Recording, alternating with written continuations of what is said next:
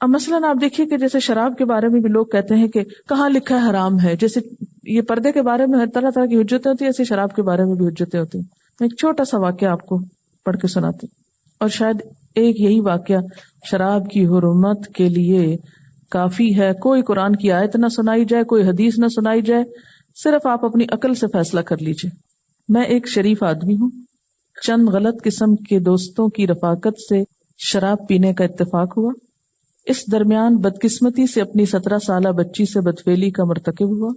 4 مہینے گزرنے کے بعد معلوم ہوا کہ بچی حاملہ ہے. میں نے خود بچی سے پوچھا، باپ نے خود بچی سے پوچھا تو بچی نے بتایا کہ یہ آپ کا کام ہے.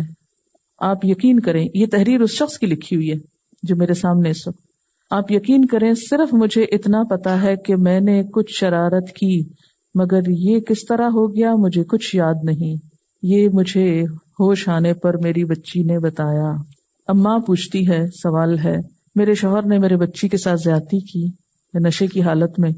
اس بچی کے علاوہ 4 چھوٹے بچے ہیں. شوہر کے علاوہ کوئی ہمارا خیال کرنے والا نہیں. بنوری ٹاؤن والوں نے فتویٰ دیا کہ عورت ہمیشہ کے لیے حرام ہو گئی ہے، فوری طور پر عورت کو طلاق دے دیجیے، یعنی بیوی کو. آپ صرف مجھے اتنا بتائیں کہ اسلام فطری دین ہے، قصور نادانی میرے شوہر کی اور سزا مجھے کیوں دی جا رہی ہے؟ چھوٹے بچوں والی ماں طلاق لے کر اس دور میں کیا عزت کی زندگی گزارے گی؟ میرا اور شوہر کا اتنے سالوں کا ساتھ ہے، کیا اس وجہ سے ٹوٹ جائے گا؟ آپ بتائیے.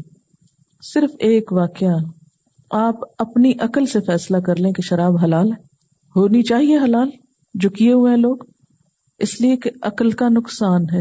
حلال حرام کی تمیز مٹ جاتی ہے. اسلام نے جس چیز پر بھی پابندی لگائی ہے وہ کسی ضد میں نہیں لگائی، کسی کو ستانے کے لیے نہیں لگائی، کسی وجہ سے لگائی.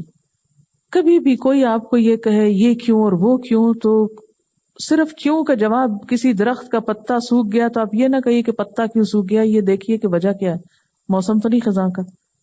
کبھی فیصلہ نہ کیجئے کسی بھی حکم پر اسلام کے بدگمان یا بدظن نہ ہوئیے، یہ دیکھیے کیوں. 5 مقاصد شریعہ کو سامنے رکھیے.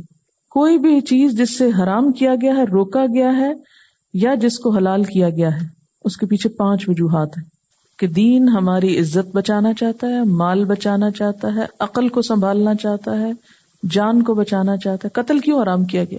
جان بچے. رشوت کیوں حرام؟ ڈاکہ کی چوری کیوں حرام کیا گیا؟ مال بچانا چاہتا ہے. حجاب کیوں؟